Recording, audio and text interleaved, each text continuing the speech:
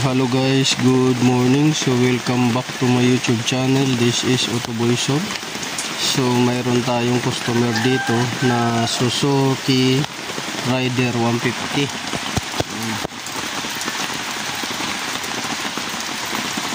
Suzuki Rider 150. So ang issue niya ay hirap paandarin, at pagka umandar naman walang minor, diretso patay. So check natin ngayon tinanggal na natin dito para hindi na tayo magtanggal ng cover sa ibabaw. Check natin yung motor na to, at i-duplicate natin yung concern. So maulan ngayon guys, ayan, maulan. So yung mga ginagawa natin sa sakyan yan, at saka ito isa. So ayan, maulan. Nandun yung Nissan Sirena, dito yung Kia Pride, ito naman yung Daihatsu Hijet Cab, tsaka yung Accord. So mayroon tayo dito Suzuki Rider 150. Ayan, may mga motor din tayong iba dyan na inaayos. Kawasaki Rider, Kawasaki Fury pala. Ayan. So atin duplicate guys kung yung concern niya ay totoo ba. So yan,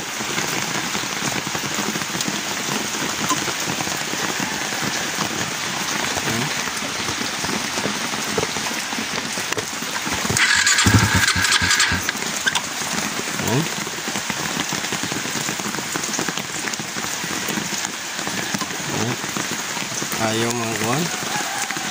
So pandarin natin gamit yung paa, wala, ayaw. Pero dati one click lang to. So ano ba yung nagiging sira nito guys? So pagka ganito guys, kadalasan na ma-encounter ko nito ay ito, baka mamaya napihit to dito, nakachok ganyan, kaya ayaw mandar ng diretso pag nakachok to. So kailangan nakabalik to. Ito stuck up na to yata, or kinancel na yung choke. Yan o, matigas na. Pangalawa ay dito, check nyo yun to, kasi minsan katagalan nito lumuluwag yung sa ignition coil. Yan yung connector nya, so lumuluwag minsan yan. Hidiin nyo lang, baka mamaya luwag lang. Tapos pangatlo, ito yung cable nyo to, ay baka nagpalit ng spark plug, hindi maayos yung pagkano. Tapos itong mga wiring, kung mayroong mga short din. Pero kadalasan ng ano nito, ito choke. Malakas naman yung battery, i-charge natin yan. Tapos gasolina, maraming gasolina. Yan, maraming gasolina siya. So ito guys, yung mga hose sa fuel cock at saka itong sa carburetor. So dito, ito, mayroon tayong nakita kagad. Ito siya. So sa fuel cock to. Oh, fuel cock. Tapos yung isang hose, ito sa carburetor. So titingnan nyo to, baka maya punit na, ipunit kasi minsan nagkikiskisan yan sila. Pagkiskisan, that's the time na magkaroon ng punit. So yan,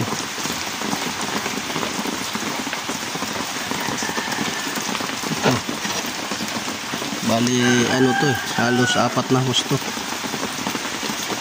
Ito naman sa fuel nya. yun. Yan yung gagalawin natin ngayon. Ito sa hanggang sa fuel cap to.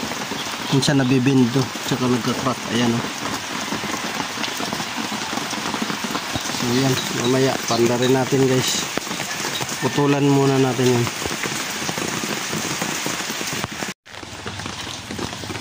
So yun guys, naputulan na natin. Natanggal na natin yung punit. So ito, kita nyo yan oh. Punit na siya. Yan. Tapos ito may punit din siya. Ayan. So ito siya, ang punit na to galing doon sa kabila, doon sa pump nya, doon galing dito. So pinutulan natin itong hose na to. Ayan. Ito. So ito yun. So ito yung hose ng vacuum pump nya. So pinutulan natin. Ito mahigpit naman, wala namang crack to. Pinutulan natin ito. Ito naman sa kabila ay dito.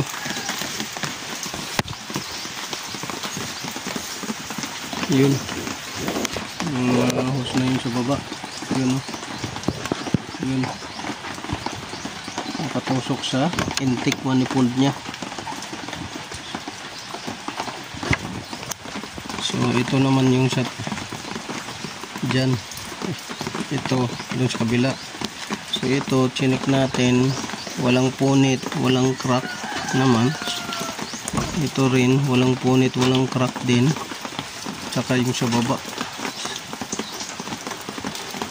tingnan natin kung aandar na siya. So lagay muna natin dito. Tingnan natin kung 1 click.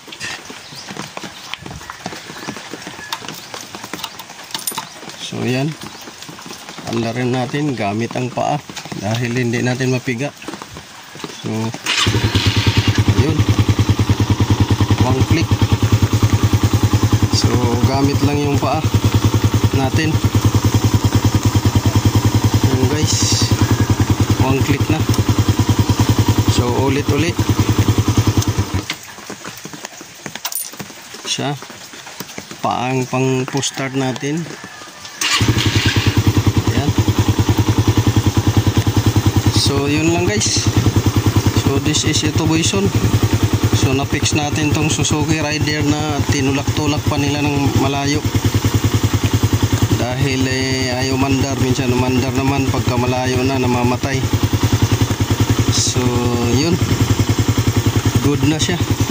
So kung nagustuhan nyo to guys, content natin motor ngayon dahil maulan pa, hindi pa tayong kagawa ng kotse. Don't forget to like, share, subscribe my YouTube channel, Autoboyson. So yun lang.